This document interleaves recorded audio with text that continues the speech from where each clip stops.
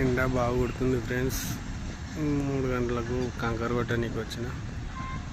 కంకర కొడుతున్నా, ట్రాక్టర్ వస్తున్నది, దానికోసం చూస్తున్నా.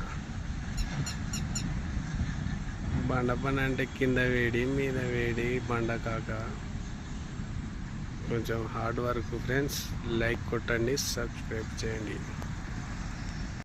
వచ్చేసింది కోరిలో దగ్గరికి.